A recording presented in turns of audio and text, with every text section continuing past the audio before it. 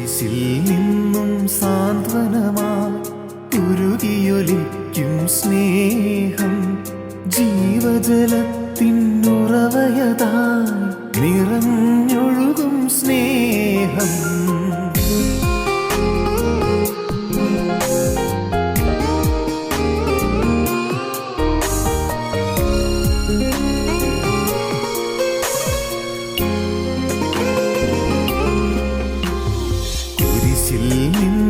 സാന്ത്വനമായി ഉരുകിയൊലിക്കും സ്നേഹം, സഹനത്തിൻ നിണധാരയതായി ഉതിർന്നൊഴുകും സ്നേഹം, വിലാവിൽ നിന്നും മോചനമായി ഉരുകിയൊലിക്കും സ്നേഹം, നീറും മനസ്സിൽ കുളിരലയായി നിറഞ്ഞൊഴുകും സ്നേഹം.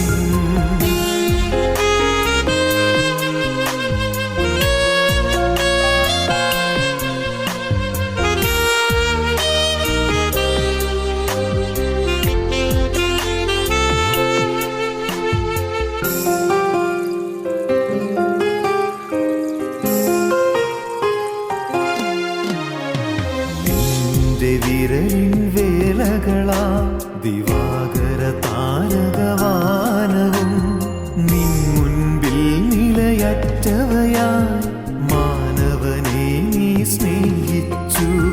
നിന്റെ വിരലിൻ വേലകളാ ദിവാകര താരകവാനവും, നിൻ മുൻപിൽ നിലയറ്റവയായി മാനവനെ നീ സ്നേഹിച്ചു. ആഴിയാഴിയെ വിളിക്കുന്നു ഞാനിതാ വന്നിടുന്നു, ആത്മനാഥ നിന്നിൽ ലയിച്ചൊന്നായങ്ങൊഴുകാൻ. ആഴിയാഴിയെ വിളിക്കുന്നു ഞാനിതാ വന്നിടുന്നു, പ്രിയനെ നിനക്കായൊരു കൈത്തിരിയായി വിലാവിൽ നിന്നും മോചനമായി ഉരുകിയൊലിക്കും സ്നേഹം, ജീവജലത്തിനുറവയതാ നിറഞ്ഞൊഴുകും സ്നേഹം.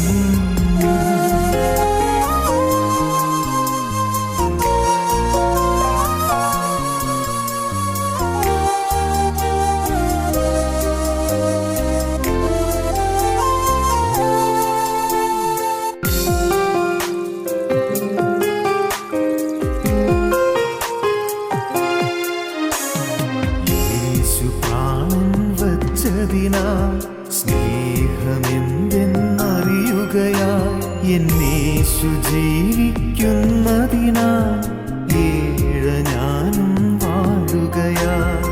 യേശു പ്രാണൻ വച്ചതിനാൽ സ്നേഹമെന്തെന്നറിയുകയായി എന്നേശു ജീവിക്കുന്നതിനാൽ ഏഴ ഞാനും വാഴുകയായി. ആഴിയാഴിയെ വിളിക്കുന്നു ഞാനിതാ വന്നിടുന്നു, ആത്മനാഥ നിന്നിൽ ലയിച്ചൊന്നായങ്ങൊഴുകാൻ. ആഴിയാഴിയെ വിളിക്കുന്നു ഞാനിതാ വന്നിടുന്നു, പ്രിയനെ നിനക്കായൊരു കൈത്തിരിയായി ഒഴുകിയെരിഞ്ഞലിയാ. കുരിശിൽ നിന്നും സാന്ത്വനമായി ഉരുകിയൊലിക്കും സ്നേഹം, സഹനത്തിൻ നിണധാരയതായി ഉതിർന്നൊഴുകും സ്നേഹം, വിലാവിൽ നിന്നും മോചനമായി ഉരുകിയൊലിക്കും സ്നേഹം, നീറും മനസ്സിൽ കുളിരലയായി നിറഞ്ഞൊഴുകും സ്നേഹം.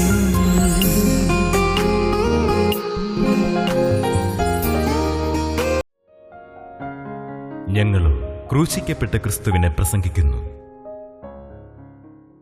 യോഹന്നാന്റെ സുവിശേഷം 4-ാം അധ്യായം 35-ാം വാക്യം വായിക്കാം. ഇനി 4 മാസം കഴിഞ്ഞിട്ട് കൊയ്ത്തു വരുന്നുവെന്ന് നിങ്ങൾ പറയുന്നില്ലയോ? നിങ്ങൾ തലപൊക്കി നോക്കിയാൽ നിലങ്ങൾ ഇപ്പോൾ തന്നെ കൊയ്ത്തിന് വെളുത്തിരിക്കുന്നത് കാണും എന്ന് ഞാൻ നിങ്ങളോട് പറയുന്നു. നിങ്ങൾ പറയുന്നു ഇനി കൊയ്ത്തിന് ധൃതിയില്ല, ബന്ധപ്പെട്ട് കൊയ്യേണ്ടത് ആവശ്യമില്ല, കാരണം 4 മാസമുണ്ട്. 4 മാസം കഴിഞ്ഞിട്ട് കൊയ്ത്ത് വരുന്നു. കഥ പറയുന്നു, അല്ല, നിങ്ങൾ തലവൊക്കെ നോക്കിയാൽ വയലേലകൾ കൊയ്ത്തിന് പാകമായി കിടക്കുന്നത് കാണാം. വയലിൽ നെല്ല് വിളഞ്ഞു കിടക്കുന്നത് നിങ്ങൾക്ക് കാണാം. തലവൊക്കി നോക്കിയാൽ നിങ്ങളുടെ സ്വന്തം ചിന്താഗതിയിൽ ഇനി കാലമുണ്ടെന്ന് നിങ്ങൾക്ക് തോന്നുന്നു. കുറേ കാലം കൂടി ഉണ്ട്, 4 മാസം കഴിഞ്ഞിട്ടേ ഉള്ളൂ. അല്ല, അതിന് മുമ്പൊന്നും വരാൻ പോകുന്നില്ലല്ലോ. 4 മാസം കഴിഞ്ഞിട്ടല്ലേ ഉള്ളൂ. തലപൊക്കി നോക്കിയാൽ നിലങ്ങൾ കൊയ്ത്തിന് എടുത്തിരിക്കുന്നത് നിങ്ങൾ കാണാം. ദൈവത്തിന് സ്തോത്രം. കർത്താവ് ഇത് പറയുമ്പോൾ കർത്താവ് ആ ഗരിസി മലമുകളിലേക്ക് നോക്കുകയാണ്. ശമരിയിലെ യഹൂദ്യയിൽ നിന്ന് വേർതിരിക്കുന്ന ഗരിസി മലയിലേക്ക് നോക്കുമ്പോഴുണ്ട് നിരനിരയായി ആളുകൾ നടന്നു വരുന്നു. ആ മല ഇറങ്ങി വരികയാണ്. 1-2 പേരല്ല, നിരനിരയായി ശമരിയിലെ ജനങ്ങൾ, വലിയ കൂട്ടം ജനങ്ങൾ ആ മല ഇറങ്ങി വരുന്നു. കർത്താവ് ഇത് പറഞ്ഞിട്ട് കർത്താവ് അങ്ങോട്ട് നോക്കുകയാണ് മലയിലേക്ക്. നിങ്ങൾ തലവൊക്കി നോക്കിയാൽ നിലങ്ങൾ ഇപ്പോൾ തന്നെ വെളുത്തിരിക്കുന്നത് നിങ്ങൾ കാണാം, ഇനിയും വൈകരുത് എന്ന്. ദൈവത്തിന് സ്തോത്രം. എന്താണ് അതിൻ്റെ പിന്നിലുള്ള പശ്ചാത്തലം? എന്താണ് നിങ്ങൾക്കറിയാമല്ലോ. അന്ന് കർത്താവ് സുഖാർ കിണറ്റരിയിൽ കർത്താവ് വന്ന ശമരി സ്ത്രീയോട് സംസാരിച്ചു. ഒരു സെക്കൻഡും കർത്താവ് വെറുതെ കളഞ്ഞില്ല. എല്ലാം വിലപ്പെട്ട സമയമായിരുന്നു. നട്ടുച്ച നേരത്ത് വെയിലേറ്റ് വാടി തളർന്ന് കർത്താവ് ശിഷ്യന്മാരും ആ കിണറ്റരിയിൽ വന്നു. യോഹന്നാൻ ശേഷം 4-ാം അധ്യായം വായിക്കുമ്പോൾ നിങ്ങൾക്ക് മനസ്സിലാകും. യോഹന്നാൻ 4. അവിടെ കർത്താവ് ഇങ്ങനെ ആരെയോ പ്രതീക്ഷിച്ച് നിൽക്കുന്ന പോലെ ശിഷ്യന്മാർ ആഹാരം കൊള്ളാനായിട്ട് പട്ടണത്തിൽ പോയിരിക്കുകയാണ്. കർത്താവ് ഏകനായി നിൽക്കുകയാണ്. അപ്പോഴാണ് ഒരു സ്ത്രീ വെള്ളം കോരുവാൻ വന്നത്. അവൾ ആ സമയത്ത് വരാൻ കാരണമുണ്ട്. അവൾക്ക് ആളുകൾ കൂടുമ്പോൾ വരാൻ സാധ്യമല്ല. അവൾക്ക് ലജ്ജയുണ്ട്. അവളുടെ ജീവിതം താറുമാറായ ജീവിതമാണ്. ആളുകൾ, മാന്യരായ ജനങ്ങൾ കൂടുന്നിടത്ത് വരാൻ ഒരു സാധ്യതയില്ല അവൾക്ക്. അവൾ, ആ ശമരിയ സ്ത്രീ, അവൾക്ക് ജനങ്ങളുടെ ഇടയിലേക്ക് വരാൻ പറ്റാത്ത വിധത്തിൽ ലജ്ജാകരമായൊരു ഭൂതകാലമാണ് അവൾക്കുള്ളത്. എന്നിട്ട് എല്ലാവർക്കും അറിയാം അവളെക്കുറിച്ച്. എല്ലാവർക്കും അറിയാം. ആളുകൾ അവളെ കാണുമ്പോൾ ഒരു മഹാഭാവി എന്നല്ല, കുഷ്ഠരോഗം ബാധിച്ച ഒരാളെന്ന പോലെ അത്രമാത്രം അവൾ വെറുക്കുകയാണ്. കാരണം അവളുടെ ജീവിതം താറുമാറായ ജീവിതമാണ്, നശിച്ചുപോയ ജീവിതമാണ്. ആ സമയത്ത് അവൾ വരാൻ കാരണം ഇപ്പോൾ ആരും വെള്ളം കോരാൻ പറ്റുന്ന സാധ്യതയുള്ള സമയമല്ല. ഇപ്പോൾ ജനത്തിരക്കില്ലാത്ത സമയമാണ്. ഇപ്പോൾ പോയാൽ കൊള്ളാം, പ്രശ്നമൊന്നുമില്ലല്ലോ, ആരെയും കാണണ്ടല്ലോ, വെള്ളം കോരിക്കൊണ്ട് വേഗം പോന്നാൽ മതിയല്ലോ. ഈ സ്ത്രീക്കൊരു ചരിത്രമുണ്ട്. ശമരിയ സ്ത്രീ, അവൾ ഒരു കൊള്ളരുതാത്ത ജീവിതം നയിച്ച സ്ത്രീയാണ്. അവൾ അതുകൊണ്ട് തന്നെ പറയുന്നുണ്ട്, 5 ഭർത്താക്കന്മാരുണ്ടായിരുന്നു, ഇപ്പോൾ ഉള്ളവൻ ഭർത്താവല്ല എന്ന്. നോക്കൂ, എത്ര മോശമായൊരു ജീവിതം. 5 ഭർത്താക്കന്മാരുണ്ടായിരുന്നു. വിവാഹം കഴിഞ്ഞതാണ്. ഒരു ഭർത്താവ് വിവാഹം കഴിഞ്ഞു, വീണ്ടും ആ വിവാഹമോചനം നേടി, വീണ്ടും രണ്ടാമത് വേറൊരു ഭർത്താവ്, വീണ്ടും വിവാഹമോചനം നേടി, മൂന്നാമത്, അങ്ങനെ 5 ഭർത്താക്കന്മാരുണ്ടായിരുന്നു. 5 പേരും വിവാഹമോചനം നേടിപ്പോയി. ഇവളുടെ ജീവിതത്തിൻ്റെ കൊള്ളയമായിട്ടായിരിക്കണം അവരെല്ലാം പോയത്. ഭർത്താവായി വന്നവന് അവന് മടുത്തായിരിക്കും പോയത്. അത്ര കൊള്ളരാത്തൊരു സ്ത്രീയാണ്. അവൾ പറയുന്നു, ഇപ്പോൾ പിന്നെ വിവാഹം കഴിഞ്ഞില്ല, ഒരാൾ കൂടെയുണ്ട്. ഇപ്പോൾ ഉള്ളവൻ ഭർത്താവല്ല, വിവാഹം കഴിഞ്ഞിട്ടില്ല, പക്ഷേ ഭർത്താവിനെ പോലെ കൂടെ ജീവിക്കുകയാണ്. നോക്കൂ, ജീവിതം വഷളായിപ്പോയൊരു സ്ത്രീ. അവൾ ആ സമയത്ത് വെള്ളം കോരാൻ വന്നു. കർത്താവ് ആരെയോ പ്രതീക്ഷിച്ചതുപോലെ നിൽക്കുകയാണ്. വിയർത്തൊലിച്ച് ക്ഷീണിച്ച് വാടി തളർന്നു നിൽക്കുന്ന കർത്താവ് അവളെ കണ്ടപ്പോൾ ചോദിച്ചു, എനിക്ക് കുടിക്കാൻ തരാമോ? അവൾക്ക് അത്ഭുതം തോന്നി. എന്താ എന്നോട് ഇങ്ങനെ ചോദിക്കുന്നത്? ഞാൻ ശമരിയ സ്ത്രീയല്ലേ. യഹൂദന്മാർക്ക് ശമര്യമായി ഒരു സമ്പർക്കവുമില്ല. കാരണം ശമര്യരെന്ന് പറഞ്ഞാൽ അവരൊരു സങ്കര ജാതിയാണ്. യഹൂദന്മാരും ജാതികൾ ഇടകലർന്നുണ്ടായ സന്തതികളാണ് ശമര്യർ, സങ്കരജാതി. യഹൂദൻ സ്വന്തം തനിമ ശ്രദ്ധിക്കാതെ അവർ ദേശത്തെ അന്യജാതിക്കാരോട് കൂട്ടുകൂടി അങ്ങനെ ബന്ധമുണ്ടായി, അങ്ങനെ മക്കൾ ജനിച്ചു. അങ്ങനെ യഹൂദന് അന്യജാതിയിലുണ്ടായ മക്കൾ, ഒരുപക്ഷെ പറഞ്ഞാൽ ഒരു പകുതി യഹൂദൻ എന്ന് പറയാം, അങ്ങനെയുള്ളവരാണ് ശമര്യർ. യഹൂദന്മാർക്ക് അവരോട് വലിയ വിരോധമാണ്, അടുക്കാൻ പറ്റുകയില്ല. അവർ വെള്ളം കൊടുത്താൽ കുടിക്കില്ല, ആഹാരം കൊടുത്താൽ കഴിക്കില്ല, കണ്ടാൽ മിണ്ടുകയില്ല. കാരണം അവർ ശപിക്കപ്പെട്ട ജാതി. ശമര്യ അങ്ങനെയാണ് കണ്ടിരിക്കുന്നത്. ഈ ശമര്യ ദേശത്തെ ആ സ്ത്രീ, അവൾ അപ്പോൾ വെള്ളം കോരാൻ വന്നു. എനിക്ക് കുടിക്കാൻ തരുമോ ചോദിച്ചു. സ്തോത്രം, ദൈവത്തിൻ്റെ നാമം മഹത്വപ്പെടട്ടെ. എനിക്ക് കുടിപ്പാൻ തരുമോ? നാളുകളായി, വർഷങ്ങളായി ദിഗന്ധങ്ങളിൽ മാറ്റൊലിക്കൊള്ളുന്നൊരു ശബ്ദമാണ്, എനിക്ക് കുടിപ്പാൻ തരുമോ? വർഷങ്ങളായി ലോകത്തിൻ്റെ എല്ലാ മുക്കിലും മൂലയിലും ഈ സ്വരം പ്രതിധ്വനിച്ചുകൊണ്ടിരിക്കുന്നു, എനിക്ക് കുടിപ്പാൻ തരുമോ? ദാഹാർത്തനായി യേശു വന്ന് നിൽക്കുകയാണ്. യേശുവിന് മതഭേദമില്ല, യേശുവിന് ജാതി വ്യത്യാസമില്ല. യേശുവിന് ഇവരുടെ കഴിഞ്ഞകാല ജീവിതം മോശമാണ് എന്ന ചിന്തയില്ല, ഒന്നും യേശു നോക്കുന്നില്ല. യേശു അവളോട് എൻ്റെ ദാഹം തീർക്കുമെന്നാണ് ചോദിക്കുന്നത്. എൻ്റെ ദാഹം തീർക്കുമോ? പ്രിയപ്പെട്ടവരെ, ആരെയും നാം അവഗണിക്കരുത്, ആരെയും നാം തുച്ഛീകരിക്കരുത്, ആരെയും ചെറുതായി കാണരുത്, ആരെയും മുൻവിധിയോടെ കാണരുത്. ദൈവം എല്ലാവരെയും സ്നേഹിക്കുന്നു. ജീവിതത്തിൽ പോരായ്മയുള്ളവരുണ്ടാകും, ചില തെറ്റുകൾ പറ്റിയിട്ടുണ്ടാകും, പല രീതിയിൽ വീഴ്ച പറ്റിയിട്ടുണ്ടായിരിക്കും. അവരെപ്പോലും യേശുക്രിസ്തുവിൻ്റെ അനുഭവത്തോടെ വേണം നാം കാണാൻ. യേശുക്രിസ്തു എങ്ങനെയാണ് അവരെ കാണുന്നത്? യേശുക്രിസ്തു അവരെ കാണുന്നത് സ്നേഹത്തോടെയാണ്, വാത്സല്യത്തോടെയാണ്, ആദരവോടെയാണ്. യേശു ചോദിച്ചു, എനിക്ക് കൊടുക്കാൻ തരുമോ? അവൾക്കൊട്ടും മനസ്സിലായില്ല.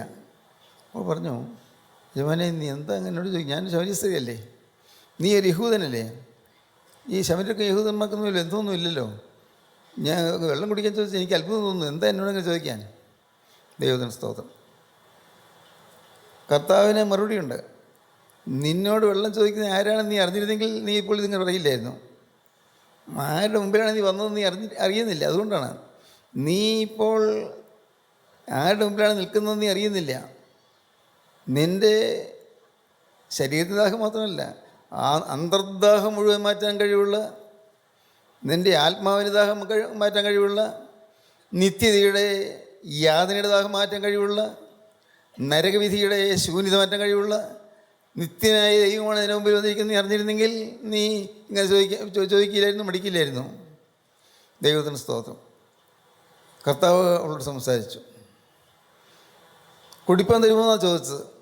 എപ്പോഴും യേശുക്രിസ്തു അടുത്ത് വരുമ്പോൾ അവൻ നമ്മോട് ചോദിക്കുന്നത് കുടിപ്പാൻ തരുമോന്നാണ്.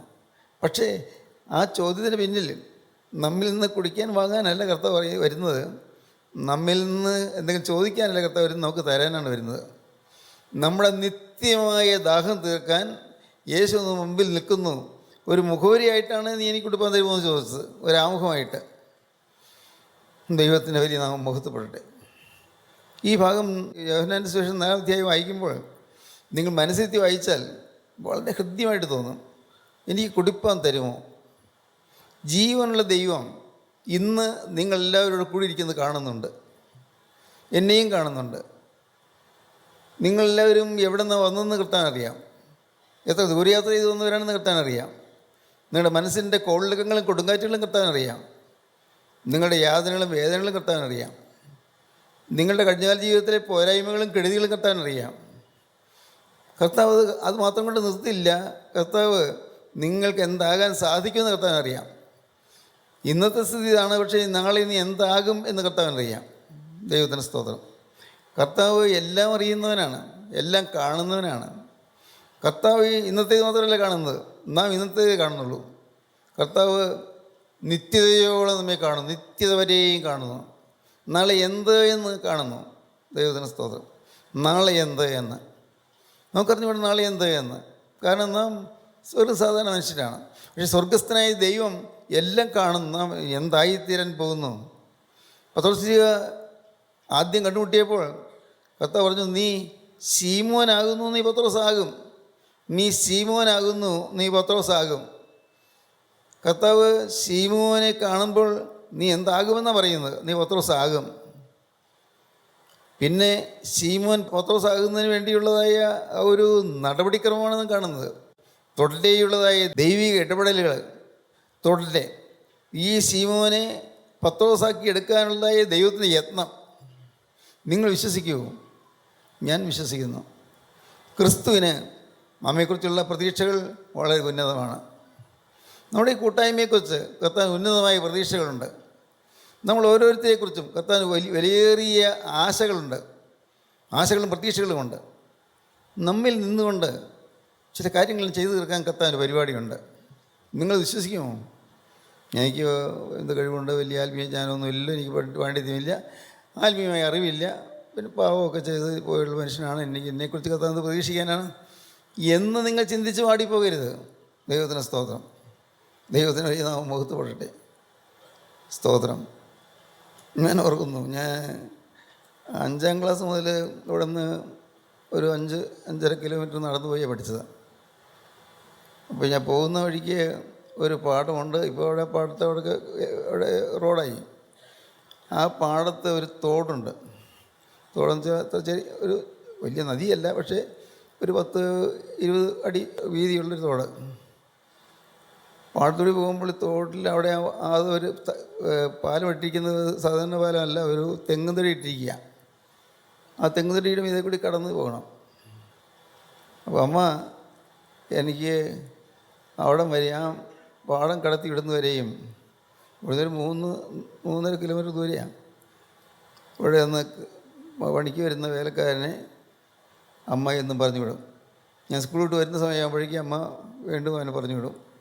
അങ്ങനെ എന്നെ അവിടെ വരെയും കൊണ്ടുവിട്ടു. അപ്പോൾ ഞാൻ ഓർക്കുകയാണ്, അമ്മയ്ക്ക് എന്നെക്കുറിച്ച് കരുതലുണ്ട്. എനിക്ക് കേട് വരരുത്, വെള്ളത്തിൽ പോകരുത്. ഞാൻ ചിന്തിക്കുകയാണ്, അത് അന്നൊന്നും ചിന്തിച്ചില്ലേ, പിന്നീട് ഞാൻ ചിന്തിക്കുകയാണ്, അമ്മ ഒരു വേലക്കാരനെ അയച്ചു, പക്ഷേ എൻ്റെ യേശു തൻ്റെ ദൂതന്മാരെ അയച്ചു. യേശു തന്നെ മാലാഖമാരെ അയച്ചു. ഞാൻ കണ്ടില്ല, മാലാഖമാരെ ഞാൻ കണ്ടില്ല.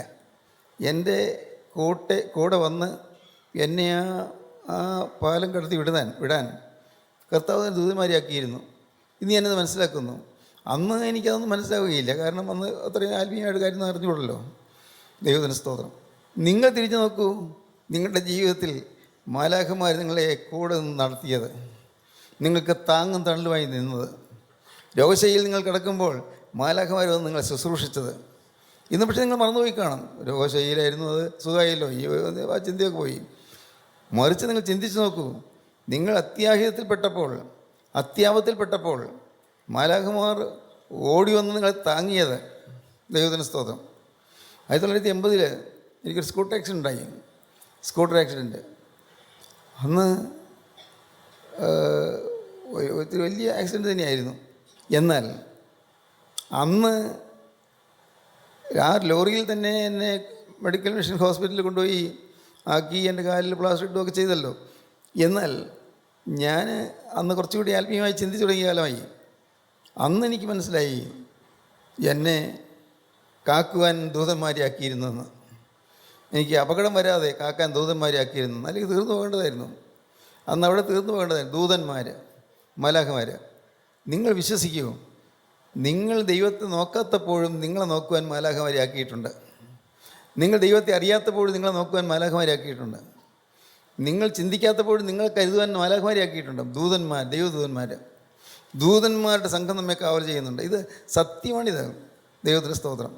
ഞാനിത് പറയുമ്പോൾ ഞാൻ അത് അനുഭവിച്ചുകൊണ്ട് പറയുന്നത്, മറ്റൊന്നുമല്ല. മാലാഖമാർ നിങ്ങൾക്ക് ചുറ്റും നിൽക്കുന്നുണ്ട്. നിങ്ങൾ വിശ്വസിക്കൂ, ദൈവത്തിൻ്റെ ദൂതന്മാർ നിങ്ങളെ കാവൽ ചെയ്തുകൊണ്ട് നിൽക്കുന്നുണ്ട്. നിങ്ങളെ കൃപയുടെ വചനത്തേക്ക് അടുപ്പിക്കാൻ ദൈവദൂതന്മാർ ബന്ധപ്പെടുന്നുണ്ട്. ദൈവദൂതന്മാർ നിങ്ങളെ ശ്രദ്ധിപ്പിക്കാൻ ശ്രമിക്കുന്നുണ്ട്. ഒരുപക്ഷെ നിങ്ങൾക്ക് ഉറക്കം വരുന്നെങ്കിൽ നിങ്ങളുടെ ഉറക്കം മാറ്റാൻ ദൈവദൂതന്മാർ നിങ്ങൾ തട്ടി ഉണർത്തുന്നുണ്ട്. വചനം കേൾക്കുമ്പോൾ നിങ്ങൾക്കൊരു മയക്കം വരുന്നെങ്കിൽ ആ മയക്കം വിട്ട് ഉണരാൻ നിങ്ങളെ ദൈവദൂതന്മാർ നിങ്ങളെ പ്രേരിപ്പിക്കുന്നുണ്ട്, ഉത്സാഹിപ്പിക്കുന്നുണ്ട്. മാലാഖമാരുടെ സംരക്ഷണം, ദൂതന്മാരുടെ സംരക്ഷണം. ദൈവത്തിന് സ്തോത്രം. ദൈവം ഈ ഭൂമിയിലെ മക്കൾക്ക് എല്ലാവർക്കും ദൂതന്മാരെ നിയമിച്ചാക്കിയിട്ടുണ്ട്. പക്ഷെ നിർഭാഗ്യവശാൽ മനുഷ്യനത് അറിയുന്നില്ല. അതുകൊണ്ട് അടുത്ത് നിൽക്കുന്ന ദുരാത്മാക്കളുടെ ആലോചനയ്ക്ക് നാം വഴിപെട്ടു പോകുന്നു. ഒരിക്കലും സംഭവിക്കരുത്. നമ്മുടെ ജീവിതത്തിൽ നമ്മെ നശിപ്പിക്കാൻ ദുരാത്മാക്കളുണ്ട്, നമ്മെ രക്ഷിക്കാൻ മാലാഖമാരുണ്ട്. മാലാഖമാരെ ദൈവം ചട്ടം കെട്ടിയിട്ടുണ്ട്. നമ്മെ വിഴുങ്ങിക്കളയാൻ, നശിപ്പിക്കാൻ സാത്താൻ തൻ്റെ കിങ്കരന്മാരെ തയ്യാറാക്കി നിർത്തിയിട്ടുണ്ട്. ഇങ്ങനത്തെ ഒരു ലോകത്താണ് നാം ജീവിക്കുന്നത്. ദൈവത്തിന് സ്തോത്രം. ദൈവത്തിൻ്റെ കരുതൽ. ഓരോ സംഭവത്തിൽ കൂടെയും ദൈവം നമ്മെ സ്നേഹത്തോടെ ആകർഷിതത്തിലേക്ക് അടുപ്പിക്കാനുള്ള ദൈവത്തിൻ്റെ കരുതൽ, നമ്മെ നിത്യനാശത്തിലേക്ക് പോകാതിരിക്കാൻ വിളിച്ചു ചേർക്കുന്നതായ ദൈവത്തിൻ്റെ കരുതൽ. ദൈവത്തിന് സ്തോത്രം. നിങ്ങൾ ചിന്തിക്കൂ, നിങ്ങളുടെ ജീവിതത്തിൽ ദൈവിക സംരക്ഷണം കിട്ടിയ കാര്യങ്ങൾ, വലിയ ആക്സിഡൻറ്റ് വന്നപ്പോൾ നിങ്ങൾ മരിച്ചു പോകാതെ രക്ഷപ്പെട്ട കാര്യങ്ങൾ. ദൈവത്തിന് സ്തോത്രം. നമ്മുടെ ഓരോ നിമിഷവും നമ്മെ കാക്കുവാനും നമ്മെ നോക്കുവാനും നമ്മെ പരിപാലിക്കുവാനും നമ്മുടെ കാര്യം അന്വേഷിക്കുവാനും ദൈവത്തിന് ദൂതന്മാരുണ്ട്. കർത്താവ് ദൂതന്മാരെ കൽപ്പിച്ചാക്കിയിട്ടുണ്ട്. ദൈവത്തിന് സ്തോത്രം. ഇപ്പോൾ ഇന്ന് എന്താണ് എന്നുള്ളതല്ല കർത്താവ് കാണുന്നത്, ഇനി എന്തായി തീരാൻ പറ്റുമെന്നുള്ളതാണ് കർത്താവ് കാണുന്നത്. എന്തായി തീരാം, ഈ മകൻ ഇനി എന്തായി തീരും, ഈ മകൾ ഇനി എന്തായി തീരും, അല്ല എന്തായി തീരണം. ദൈവത്തിൻ്റെ ആഗ്രഹമാണ്. നമ്മൾ ഓരോരുത്തരെക്കുറിച്ചും വ്യക്തമായ ആഗ്രഹം ദൈവത്തിനുണ്ട്. കർത്താവേ, നിൻ്റെ ആഗ്രഹത്തിന് ഞാനിതാ എന്നെ തന്നെ തരുന്നു. നിൻ്റെ ആഗ്രഹത്തിന് എന്നെ ഞാൻ വിട്ടുതരുന്നു. നിൻ്റെ ആശ നിറവേറ്റാൻ എൻ്റെ ഭാവി ഞാൻ ഏൽപ്പിച്ചു തരുന്നു. ഈ ജീവിതം ഞാൻ തനിയെ നയിച്ചാൽ നഷ്ടപ്പെട്ടു പോകും. ഞാൻ തനിയെ നയിച്ചാൽ ഞാൻ വീണു പോകും. ഈ ജീവിതം ഞാൻ തനിയെ നയിച്ചാൽ ഞാൻ പിശാചിൻ്റെ കണ്ണിയിലായി പോകും. കർത്താവേ, നീ എന്നെക്കുറിച്ച് എന്തെല്ലാം ആഗ്രഹിക്കുന്നുണ്ടോ അതിനെല്ലാം ഞാനിതാ എന്നെ തയ്യാറാക്കി താഴ്ത്തി തരുന്നു. ദൈവത്തിന് സ്തോത്രം. എന്തെല്ലാം എന്നെക്കുറിച്ച് ആഗ്രഹിക്കുന്നുണ്ടോ, സ്തോത്രം. ദൈവത്തിൻ്റെ വലിയ നാമം മഹത്വപ്പെടട്ടെ. അത് ഞാൻ പറയാം. ഞാൻ ഈ സമർപ്പണമൊക്കെ എടുത്ത ആദ്യകാലങ്ങളിൽ ഇതൊക്കെ ഞാൻ പറയാറുണ്ട്. ഇതിനെക്കൊണ്ട് കർത്താവിന് ആവശ്യമുണ്ട് എന്ന് പറയുക എന്നുള്ള വാക്യം വായിച്ചപ്പോൾ ഞാൻ ഓർത്തു, അപ്പോൾ എന്നെക്കൊണ്ട് ആവശ്യമുണ്ട്, കഴുതിയെക്കൊണ്ട് കർത്താവിന് ആവശ്യമുണ്ട്, എന്നെക്കൊണ്ട് കർത്താവിന് ആവശ്യമുണ്ട്. എന്നിൽ നിന്ന് കർത്താവ് ചിലത് പ്രതീക്ഷിക്കുന്നുണ്ട്. പ്രിയപ്പെട്ടവരെ, അതെന്നെ ഉണർത്തിക്കൊണ്ടിരുന്നു. സ്ത്രീയെ എനിക്ക് കൊടുപ്പാൻ തരുമോ?